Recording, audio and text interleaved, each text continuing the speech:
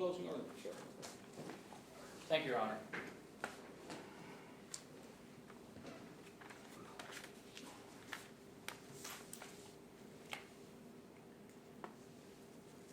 May it please the court, Mr. Forman. counsel. Ladies and gentlemen of the jury,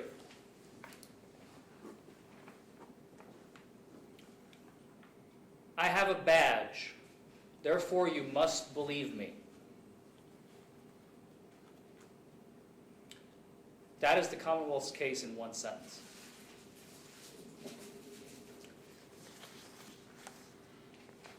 All we have is testimony from two officers, trooper and a deputy. They have testified there's no video whatsoever.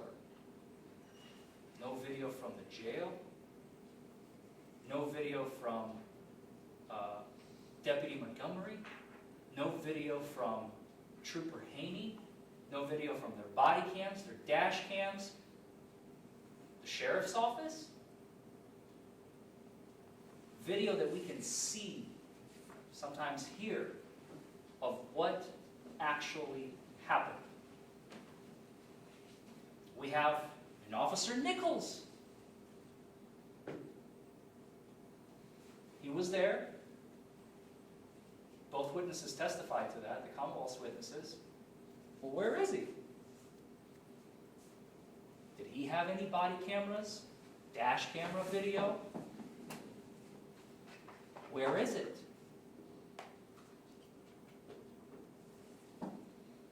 There is no way that we do not have a preservation on video of what happened on February 12th of 2020.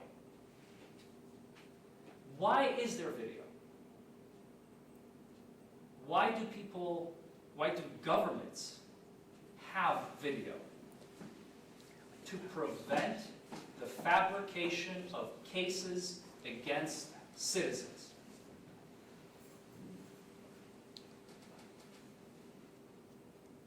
Testimony is not enough. In my opinion, it is not even evidence. You can get up there and say anything at all.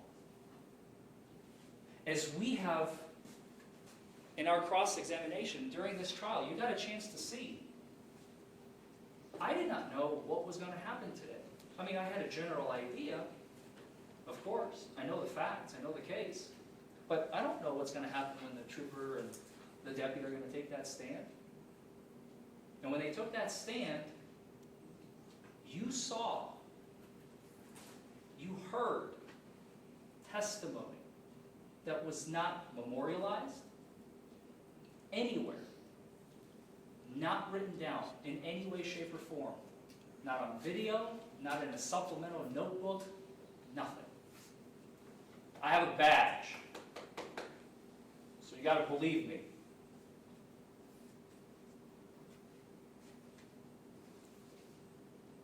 Video evidence is something that helps prevent false allegations and fabricated allegations to be presented against the citizenry of the Commonwealth of Kentucky, of the United States, and even specifically of Magoffin County, Kentucky, as well.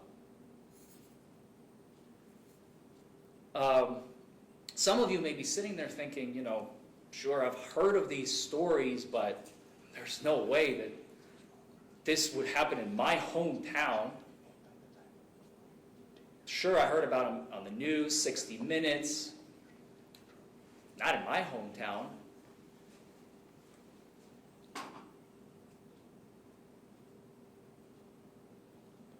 You saw.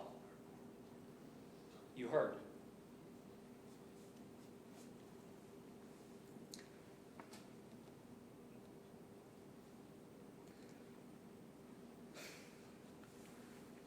I anticipate one of the arguments that the Commonwealth is going to make when they get up here is, well, he admitted to drinking.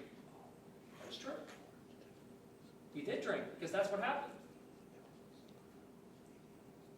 And what did Mr. Klein testify to? What happened on February 11th, the night before? Something that neither Trooper Haney nor Deputy Montgomery chose to dig deeper. What were you drinking? Where were you drinking? When did you start? When did you stop? If they had asked these questions, we probably wouldn't be sitting here today. But because they didn't, we had to go through this process where you actually heard what happened. 7 hours by my calculation. If his last drink was at 2 p.m., I'm doing simple math here, and 9 p.m. is when he left, there's a 7-hour gap from the morning of the 11th, when Matthew drank the 3, and he even testified he didn't even finish them all, the 12-ounce Bud Lights. I also anticipate, so he was driving sober, and he testified to that. I also anticipate that the Commonwealth is going to make a big deal about the refusal. Only guilty people refuse. If you're innocent, I would blow into that device.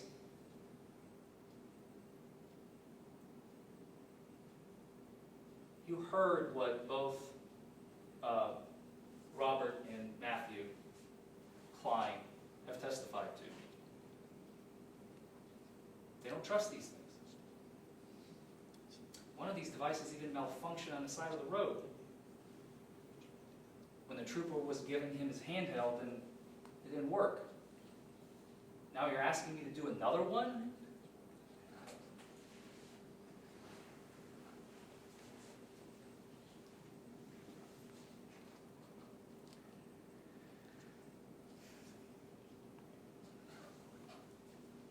I have a badge.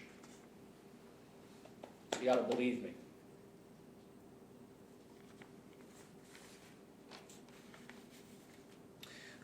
Both the trooper, the deputy, and Mr. Klein testified that neither has met each other before. This was their first encounter.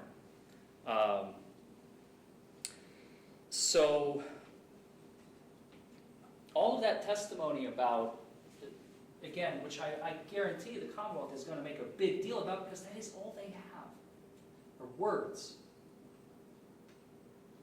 The car doing, what did Deputy Montgomery testify to? Ping pong?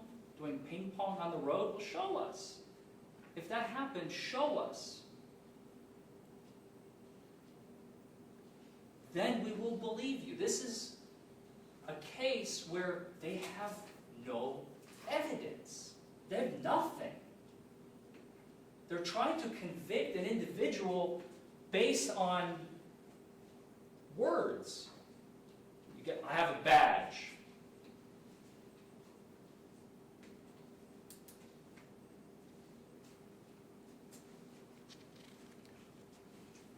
Deputy Montgomery was testifying, as he testified, from memory alone. This was 2 years ago. I don't know about you all, but to me it seemed like he remembered this case clear as day. No notes, no video. He testified that he reviewed the citation for the first time in the last day or so. I can't remember if he said today or yesterday. For the first time, just to refamiliarize himself with the case. I don't know. He has no notes of his own. He's relying on someone else's notes to add insult to injury.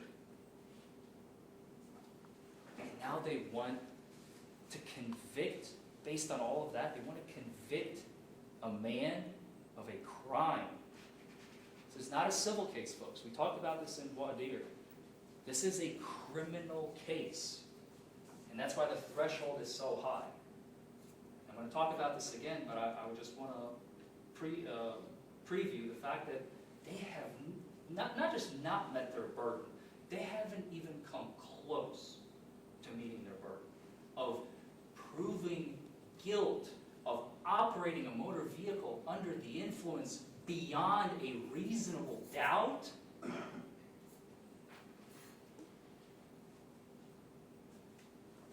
They have not met their burden. Not even close.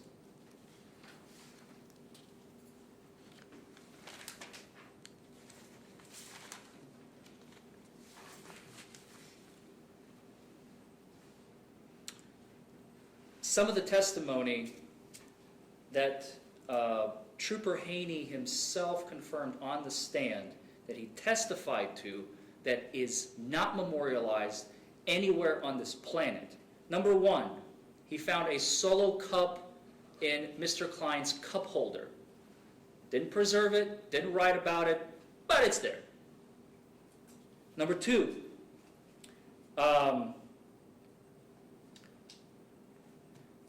slow and slurred speech. Yeah, I heard it.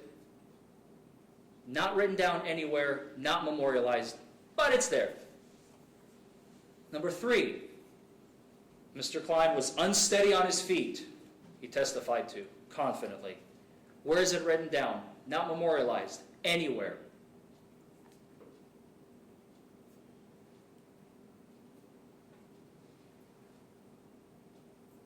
The badge.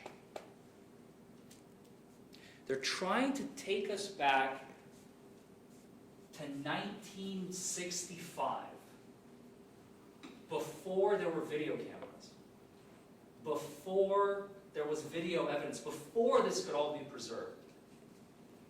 If I had a time machine, we went back to 1965, the I have a badge argument is all they have. No question about it. But this happened in 2020, right before the coronavirus, about a few weeks, a month before. There was video. Nobody cared to preserve it, or they intentionally didn't preserve it. I don't know. I don't have it didn't come out in evidence. But what I do know is that there was video, and we don't have it.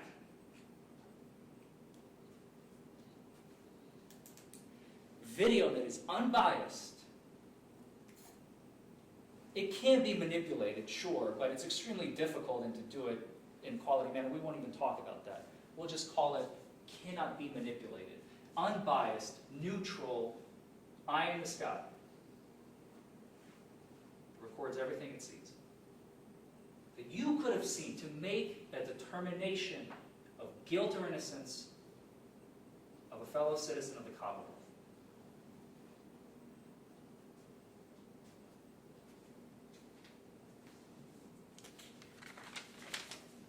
I've never, in my career, had a case where three law enforcement individuals from three different law enforcement agencies. Officer Nichols, Trooper, I'm trying to get them all right just to make sure, Deputy Montgomery, and Trooper Haney. Three different departments were present on scene. And again, my biggest question is, and I already asked it, and I'm going to ask it again, where's Nichols? Where's Officer Nichols? Why isn't he here? Why didn't he come? Why didn't he testify? What are they hiding? What is missing? I don't have the answer. He wasn't here. It's not my job to procure him. It's their job. It's their burden.